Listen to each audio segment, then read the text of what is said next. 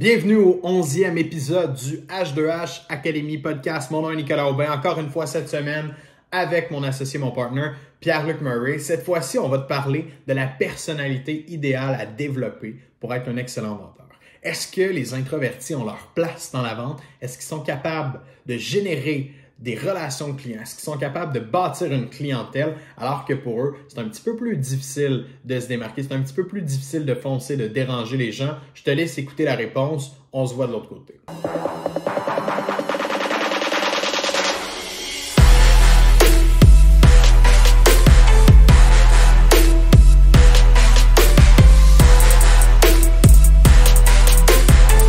Donc, ce matin, je dis ce matin, tu peux écouter ça le matin, le midi, le soir, tout dépendant.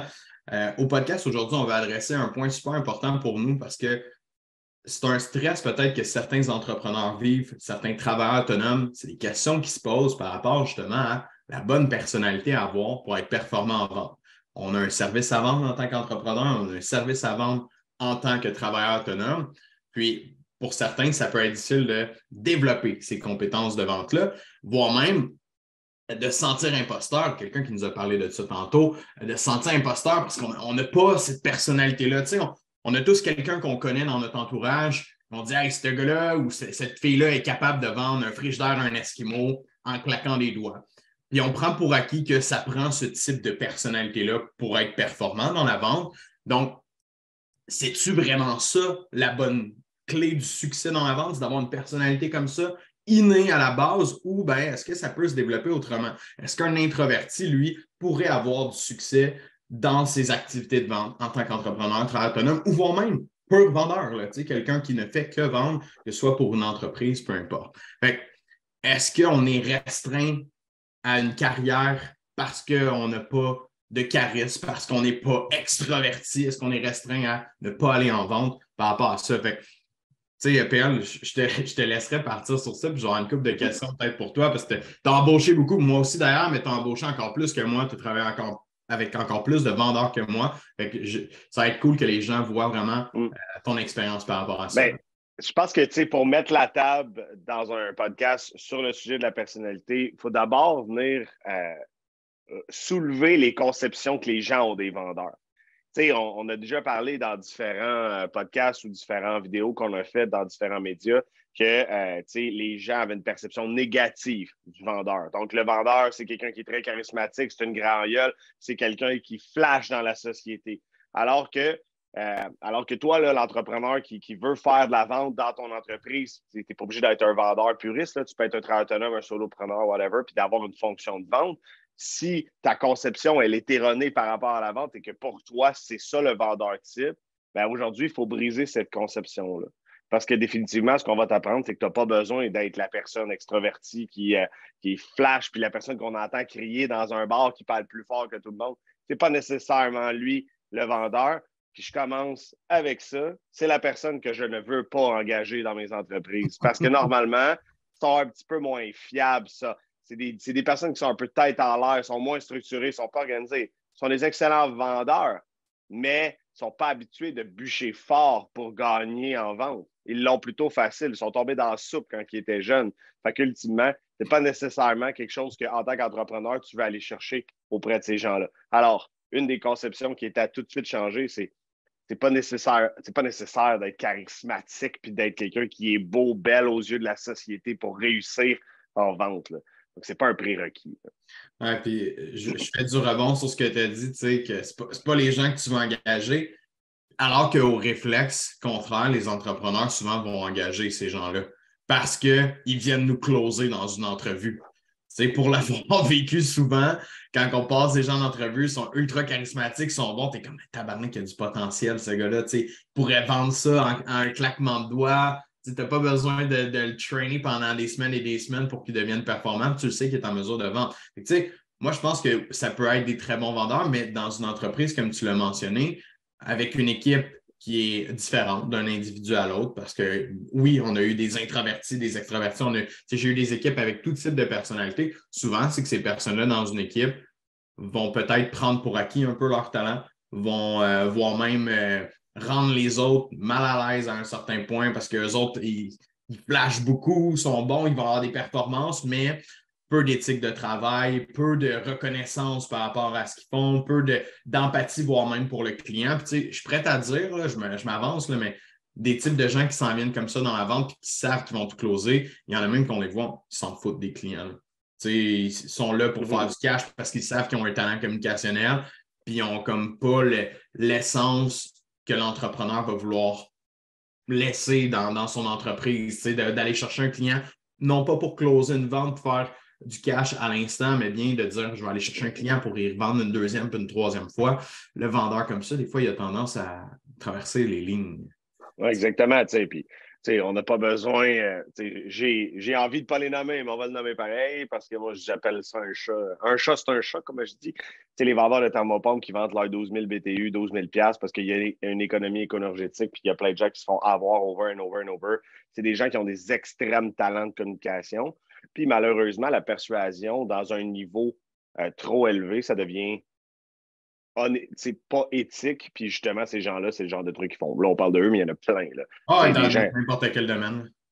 puis c'est juste que celui-là, il flash, il fait le cover du Journal de Montréal une fois par année. Il y a des flags de protégez-vous à toutes les années. Donc, ultimement, tu n'as pas besoin de ça pour être capable de réussir en affaires. Tu n'as pas besoin de ça. Ces gens-là, c'est sûr qu'ils prennent beaucoup de place puis sont impressionnants. T'sais. Mais la plupart du temps, c'est des ballons qui se dégonflent bien vite puis qui ne tiennent pas la route. Là, ouais, puis, c'est fou à quel point de voir que la vente peut être un outil tellement fort, mais que tu peux utiliser de la mauvaise façon aussi. Les skills de persuasion, le charisme que quelqu'un est capable d'avoir, il y en a beaucoup qui sont des pervers narcissiques, là, qui sont tellement charismatiques, qui sont tellement bons avec les gens et qui manipulent les gens autour d'eux complètement de A à Z, puis ils les endorment là, complètement. Fait autant qu'ils font ça avec leur relation dans leur vie de tous les jours, mais ils vont le faire aussi avec la clientèle. Puis c'est pour ça qu'il y a des gens qui font le cover du journal. C'est pour ça qu'il y a des gens qui se font frauder à toutes les semaines, qui achètent des choses qui font aucun bon sens, qui n'ont pas de retour, que c'est beaucoup trop cher parce qu'ils se sont fait berner, ils se sont fait endormir du début à la fin. Fait que, je pense que oui, le talent, le charisme, le fait d'être bon avec les gens, le fait d'avoir une aisance, c'est bon dans la vente. C'est-à-dire que ça va te permettre de connecter plus facilement, ça va te permettre d'aller gagner la confiance des gens, voire même de façon plus naturelle. Mais cependant, ce n'est pas tout le monde qui utilise ces skills-là de la bonne façon. Fait pour rappeler la question, tu veux-tu les engager, ces gens-là? La réponse, c'est non. Je vais juste faire une réponse. On pourrait faire un podcast de 1 heure strictement là-dessus. La compétence que je recherche auprès d'un vendeur ou que je cherche à développer chez un entrepreneur qui fait de la vente, c'est la résilience. Point.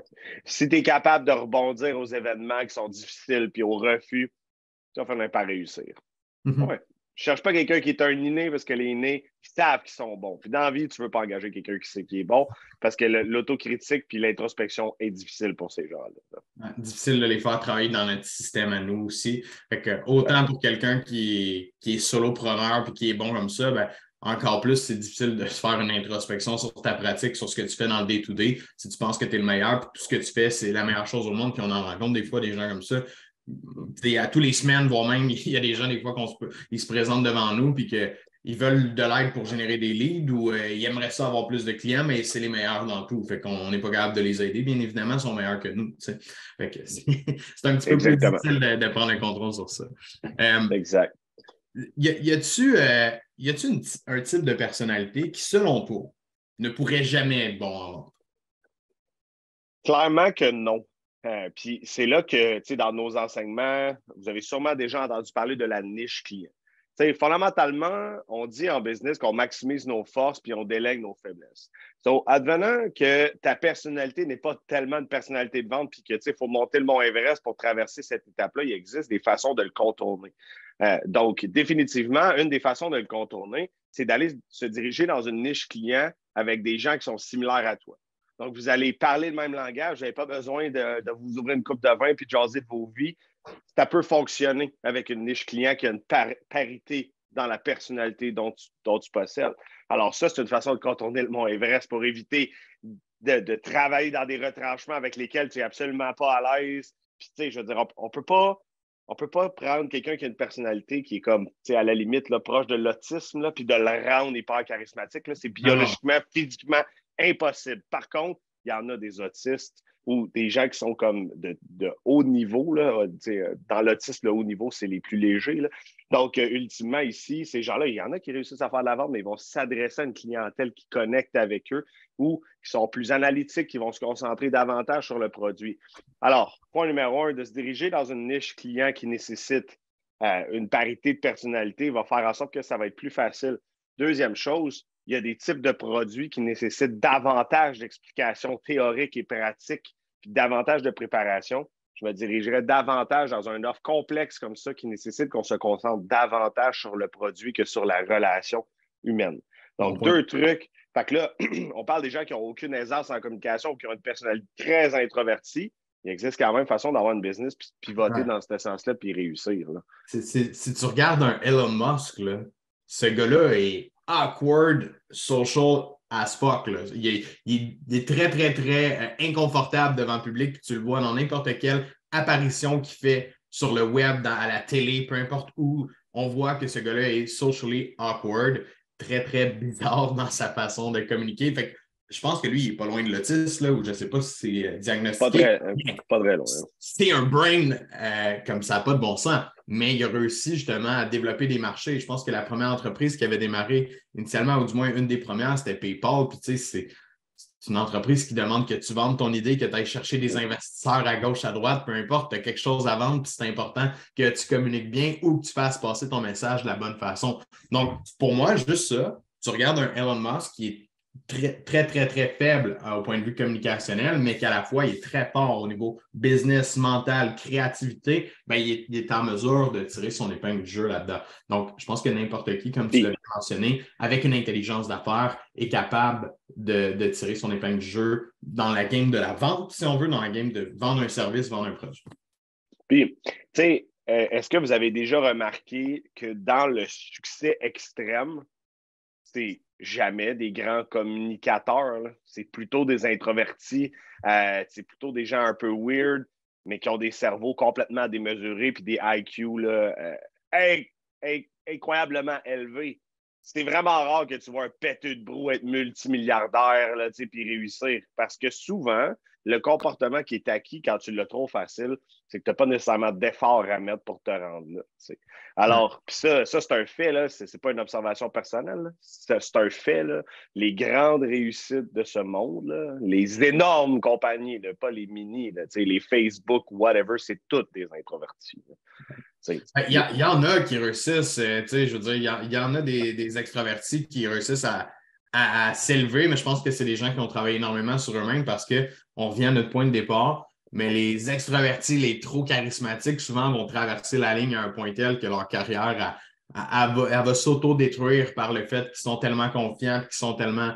Parce qu'on regarde un Grant Cardone, ce gars-là, il est extraverti, il a de l'énergie, il sait comment communiquer, il sait comment parler. C'est quelqu'un qu'on s'est inspiré beaucoup dans la vente avec le temps, puis qu'on a pris beaucoup de leçons et de learning de cette personne-là. Puis clairement, lui n'est pas dans le même game que Elon Musk au niveau justement stratégie d'affaires, mais c'est entouré de bonnes personnes. Il est très humble, le gars, en tant que tel. Il connaît ses forces, connaît ses faiblesses, puis il a pu s'élever dans sa business sans se prendre pour une autre personne. Du moins, moi, à mon avis, puis la façon dont je le regarde, c'est pas quelqu'un qui se pète les bretelles nécessairement. Oui, il est coq.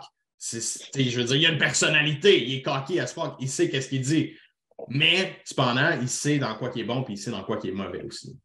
Ouais, exactement. Fait que, sur ce point-là, pour revenir au début de la parenthèse, ben, ultimement, oui, c'est possible de réussir dans la vente puis en business en faisant de la vente sans avoir la personnalité là, extravertie. Ça s'apprend. Il y a des stratégies, comme j'ai mentionné, est-ce que la niche, que ce soit l'offre de service. Donc, il faut juste être en mesure d'avoir la sensibilité de reconnaître qui on est puis vers qui on doit s'adresser afin de prendre le détour pour éviter d'affronter la montagne, d'apprendre à communiquer aisément. Si ce n'est pas dans tes valeurs profondes ou dans tes gènes, on ne réussira pas à te le montrer. C'est impossible. Ouais, définitivement. Pour justement les entrepreneurs ou les travailleurs autonomes qui se lancent là-dedans à l'instant, puis que pour eux, ils souhaitent justement peut-être déléguer et dire ah non, gars, la vente, c'est pas fait pour moi, puis je vais laisser ça à quelqu'un d'autre, je vais embaucher quelqu'un je vais acheter des leads parce que pour moi, faire la prospection, c'est impossible. Je ne suis pas capable de connecter avec les gens. Il y a des tips, il y a des choses à mettre en place. Bon, je pense que la première chose qui est importante, c'est de régler le syndrome de l'imposteur. On en a parlé déjà dans le podcast numéro 2, régler le syndrome de l'imposteur, puis de comprendre que si tu es en business, tu as une offre de service actuel, tu as un client qui a besoin de ce que tu offres, ben, tu n'es pas un imposteur, tu es un entrepreneur dans une niche, puis tu as raison d'être là, puis tu as raison d'aider les gens. Ça, c'est la première chose. Ensuite de ça, on l'a mentionné au début, être capable de comprendre que il faut vendre notre service. Tu es l'entrepreneur, tu es le travailleur autonome, tu as un job de vente. Malgré tout ce que tu entends, malgré tout ce que tu vois sur l'industrie de la vente, il faut que tu fasses à l'idée que tu as quelque chose à vendre là, concrètement et tu dois vendre, tu dois développer tes compétences de vente pour être capable d'avoir du succès dans ton entreprise. Autre que ça, qu'est-ce que tu dirais, toi, justement, à quelqu'un qui est plus discret, qui est plus introverti? Comment est-ce qu'il pourrait faire pour se développer peut-être? OK. Fait que là, si tu décides de finalement affronter la montagne pour garder la thématique de la montagne, j'ai développé quelques petites techniques qui sont drôles, là, je vous avise d'avance, là, mais quand je voyais que quelqu'un avait de la difficulté à communiquer, je l'envoyais dans un café ou dans un bar, puis il devait ressortir avec soit des numéros de téléphone ou une démonstration d'une conversation avec un inconnu. Bon, je me suis rendu compte que dans les cafés, c'était peut-être trop facile parce qu'il s'assoyait avec une personne âgée qui attendait juste ça que quelqu'un s'assoie avec lui puis qu'il jase. Fait que j'ai redirigé la mission vers un bar, mettons, où est-ce que tu es une femme, tu vas aller voir un homme ou tu vas tout simplement jaser avec quelqu'un d'autre puis tu vas établir une relation qui est sincère et authentique. L'objectif, c'est de sortir de sa zone de confort et de parler avec des inconnus. Parce que la vente, c'est s'adresser à quelqu'un qu'on ne connaît pas pratiquement à toutes les heures ou à tous les jours. Alors, comment on peut se sortir de sa zone de confort? Alors, le bar, ça, c'est assez c'est ludique, c'est le fun, puis on peut prendre un verre en plus, hein, ça permet de venir assouplir un peu nos défenses. Puis dans un autre ordre d'idée, ce que j'aime bien conseiller, c'est inscris-toi en improvisation. Vas-y avec des gens que tu ne connais pas, fais de l'impro avec des gens que tu ne connais pas. Ça va tellement te sortir de ta zone de confort, puis en même temps, tu vas forcer ton cerveau à parler de concepts, puis de faire des choses que tu ne fais pas dans ton quotidien. L'objectif, c'est de sortir de sa zone de confort au niveau de la communication, puis de réaliser et de prendre confiance au fil du temps que, mon Dieu, c'est pas si sorcier que ça de communiquer avec les gens. Puis plus que tu pratiques, plus que ça devient fluide. Ouais. Okay? C'est la pratique, le mot, je pense, le plus important là-dedans, là, c'est de passer à l'action. Là. La différence entre toi aujourd'hui, qui sent imposteur, qui sent qu'il dérange les gens, qui sent qu'il ne capture pas l'attention des gens, ben, c'est des heures et des heures à mettre ça en pratique puis à développer une confiance à travers ça. Pour ceux qui ne le savent pas, moi, je n'étais pas un vendeur né, mais pas pantoute, OK? La première fois que j'ai commencé à vendre avec toi, PL, tu m'as envoyé d'ailleurs pendant 1 heure, voire 2 heures peut-être à pitcher mon script devant le miroir again and again and again pour que je sorte de là, puis j'étais encore tout dérouté au début tellement que j'avais de la difficulté. Mais avant ça, si on recule, faire des présentations devant des gens dans une classe, je suais, là, je shakeais. Mais tu sais, j'avais une vie sociale quand même, j'avais des amis, mais la pression d'être devant le monde, de parler, je me sentais gêné. Je n'étais pas capable d'être extraverti en groupe, quoi que ce soit. J'étais plus introverti à ce moment-là. Puis, j'ai toujours eu ce stress-là à l'école toute ma vie. J'ai toujours eu de la difficulté à sortir de cette boîte-là. Puis, au début, quand j'ai commencé à vendre, c'était exactement ça. On cognait des portes. J'ai commencé à vendre avant ça dans des magasins. C'est un petit peu plus soft. Le client vient vers toi. Tu n'as pas la pression, tu n'as pas tout ce qui vient avec. Mais de déranger les gens chez eux, je ne me sentais vraiment pas à la place. Puis aujourd'hui, je peux dire que je vais aller cogner toutes les portes de la rue pour leur vendre. N'importe quoi. Donne-moi quelque chose à vendre. Ça ne me stresse pas en tout d'aller déranger des gens, que ce soit au téléphone, peu importe. Je n'ai plus cette gêne-là, je n'ai plus l'impression de déranger, j'ai l'impression de faire mon travail, puis je sais comment bien faire mon travail. Je suis rendu avec une maîtrise de ma communication, maîtrise de ma personne pour être en mesure de bien vendre. Puis la seule chose qui m'a permis d'arriver là, c'est de la pratique. Bon, je me suis pratiqué sur des clients. Peut-être pas la meilleure chose à faire en général, mais on m'a lancé. Tu me lançais dans des quartiers qu'il fallait que je me pratique dans ces quartiers-là un petit peu plus, puis c'est bien correct. Ça a fait en sorte que, avant de devenir bon, je pense que je dois avoir cogné facilement 2000 portes, là, peut-être. C'est pas Puis, plus. Là. Avant de développer une compétence, là, puis de dire, OK, je prends la confiance. Là. C'est ça, tu sais. Fait que c'est le facteur numéro 3 là, dans ce qu'on avait pour vous sur comment développer ses compétences. Puis je pense que le porte-à-porte, son avantage, c'est que des portes, il ne va jamais en manquer. Là. Il ne va jamais, jamais en manquer. Des quartiers au grand complet, des villes au grand complet, il y en a beaucoup. Alors que si tu fais du lead, tu reçois 2 leads par jour, donc tu vas parler à 7-8 personnes par semaine qui vont peut-être en avoir 5 qui vont être qualifiées. Alors, avant d'arriver au moment où tu peux te dire j'ai parlé à 2000 personnes cette année, ça risque de prendre comme 10 ans. Si ce n'est pas 15 ans. Puis on a même des gens qu'on rencontre qui font 2 présentations par semaine. Donc, avant d'être bon en communication, ça peut prendre beaucoup, beaucoup, beaucoup de temps. Alors qu'en porte-à-porte, ton 2000 portes, c'était le plus beau cadeau que tu t'es offert au niveau communicationnel, au niveau aptitude de vente, parce qu'aujourd'hui, tu communiques comme un expert de la communication. Tu es capable de lire les gens. Tu es capable, moi, je te crédite comme étant un expert de la communication. C'est comme ça qu'on s'apprend. Le troisième aspect-là, c'est sûr qu'il est tough. Puis c'est drôle parce que récemment, sur les médias sociaux, je voyais quelqu'un qui faisait du porte-à-porte. Il y a plein de gens qui le piquaient. T'es comme, pourquoi tu ne passes pas par d'autres chemins? Il y a plein d'autres chemins plus faciles pour arriver à tes fins. Moi, j'ai fait une seule intervention qui était mon homme, c'est le plus beau cadeau que tu te fais aujourd'hui de faire du porte-à-porte. Tu ne le sais pas encore, mais dans 10 ans, tu vas regarder partout autour de toi puis tu vas avoir un edge important sur la capacité à communiquer. Fait que ça, c'est la troisième. On est conscient que c'est un défi exceptionnellement élevé puis que ça comporte une complexité aussi puis des enjeux qui sont spécifiques. Mais définitivement, pour moi, ça, c'est la meilleure façon d'apprendre à communiquer. Ça m'apporte directement à mon dernier point que je voulais qu'on adresse un peu. Ben, tu sais, c'est je vais dire le fléau des médias sociaux parce que ça crée une énorme distance entre quelqu'un, justement, qui est introverti, qui est capable d'interagir sur les médias sociaux derrière son écran. Puis, tu sais, pour rentrer dans l'ensemble des médias sociaux, il y a bien du monde qui ne nous dirait jamais quelque chose en pleine face, mais que sur les médias sociaux, ils n'ont pas de problème à le faire. Ils n'ont pas de problème à être une autre personne, puis à s'inventer une personnalité, voire même à travers les médias sociaux. C'est super facile à faire. Puis quand tu les rencontres en vraie vie, des fois, ces personnes-là, tu fais comme tabarnak, OK, c'est pas la même personne que je vois sur les médias sociaux. C'est pas la même personnalité, mais pas pantoute. Puis ça fait en sorte qu'il y a beaucoup de gens aussi, des fois, qui se disent hey, lui, il est bon. Tabarouette, il est donc bien bon en communication, il est donc bien bon dans ce qu'il a fait. Spoiler alert, là, on se prépare 5 minutes avant quand on fait nos podcasts comme ça.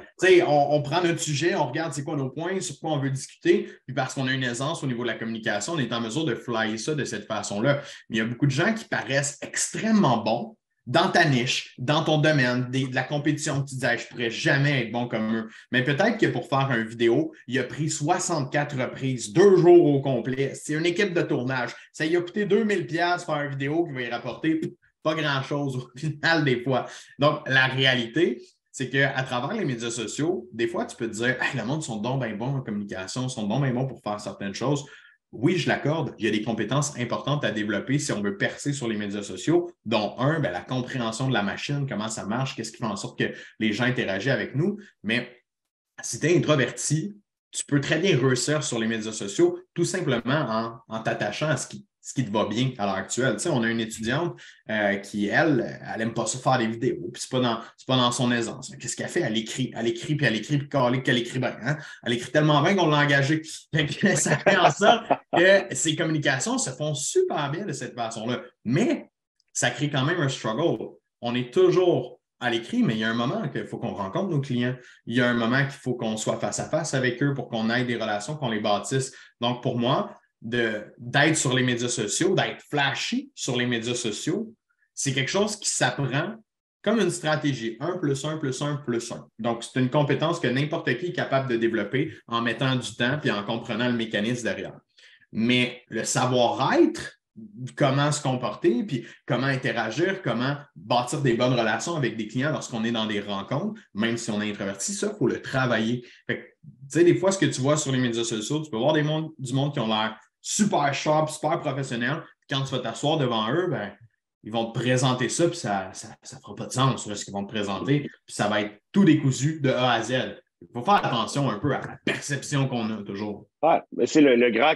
classique de notre siècle, là, tu sais, là, je veux dire, l'image ou la perception de l'image démontre un beau contenant, puis quand tu cognes puis tu regardes le contenu, ça vaut pas une claque. Là. Ça arrive très souvent là, que je vois des gens, puis je les rencontre en vrai, puis je suis comme tabarnouche, OK, c'est vraiment pas à ça que je m'attendais comme contenu. Là, tu sais. Donc, essentiellement, c'est un très bon point. Tu sais. Encore une fois, la notion, c'est de garder un pas de recul puis de remettre en question l'authenticité de la chose, puis de pas comme le vendeur qui pète les bretelles puis qui parle plus fort que tout le monde, de ne pas se faire une idée préconçue de la réalité. Pas parce que la compétition a un créateur de contenu qui écrit super bien, qui sont des excellents communicateurs.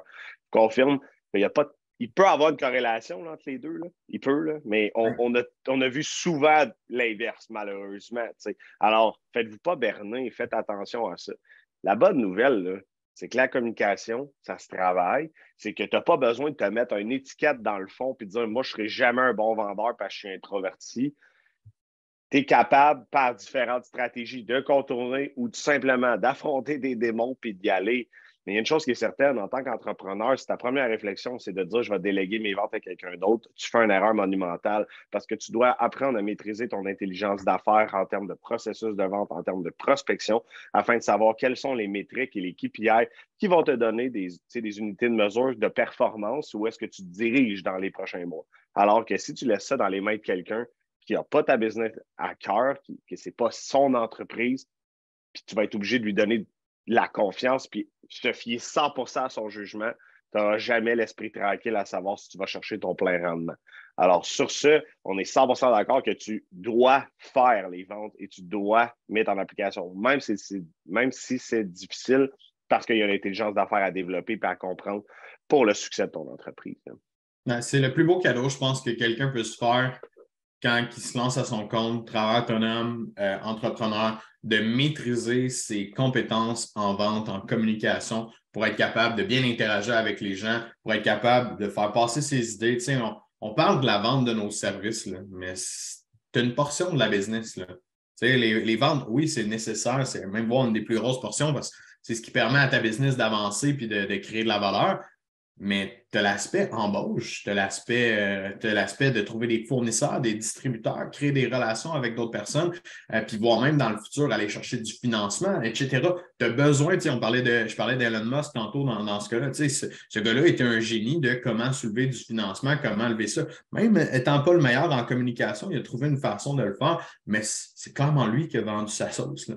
Donc, important, très important, voire même de se développer comme ça en tant qu'entrepreneur. Puis les introvertis, les gens qui ont de la difficulté avec ça, lâchez pas, continuez de travailler sur vous, de déléguer ça, bien, c'est un problème que vous allez juste remettre à plus tard parce que dans votre croissance en tant qu'entrepreneur, vous allez vouloir justement embaucher des gens, grossir, puis ça va venir vous rattraper à un certain point où vous n'aurez pas le choix de déléguer quelqu'un qui va être le PDG de votre business parce que vous n'êtes pas capable de tenir le fort. Vous avez eu l'idée initiale, mais vous allez faire manger la laine sur le dos par quelqu'un qui va racheter tous vos parts et qui va prendre le contrôle de votre business. Fait in the end, savoir vendre, maudit que ça aide dans une business, introverti, extroverti, allez de l'avant puis lâchez pas ça. Ouais, je pense que ça fait bien le wrap-up de la discussion aujourd'hui, Nick. T'sais. Toutes les possibilités qui s'offrent à vous en sachant vendre, c'est incroyable parce que le talent communicationnel va vous ouvrir toutes les portes dont vous avez besoin pour aller chercher le succès pour votre entreprise. Définitivement. Bien d'accord. Merci, PL. Salut tout le monde. Ciao, ciao. Merci d'avoir été avec nous tout au long de l'épisode. Si tu es un introverti et que tu as aimé ce que tu as entendu pendant cet épisode-là, et que ça t'a donné des ailes, peut-être même de développer ta compagnie, de développer ta pratique encore plus, parce que oui, tu comprends que tu as ta place dans le monde des affaires, bien, je t'invite à venir nous écrire simplement. C'est cool de voir qu'on inspire les gens, qu'on leur permet de mieux performer dans leur entreprise, dans ce qu'ils font concrètement. Sinon, tu peux toujours retrouver plus de contenu via Facebook, YouTube, même Instagram dorénavant et principalement sur notre groupe Facebook H2H Academy, les Top Closers, dans lequel on partage outils gratuits. On va te donner des trucs, des astuces, des conseils. On fait le tournage de nos podcasts aussi en live à chaque semaine à l'intérieur de ce groupe Facebook-là. N'hésite pas à venir nous rejoindre, ça va me faire plaisir de te voir. On se voit dans un prochain épisode.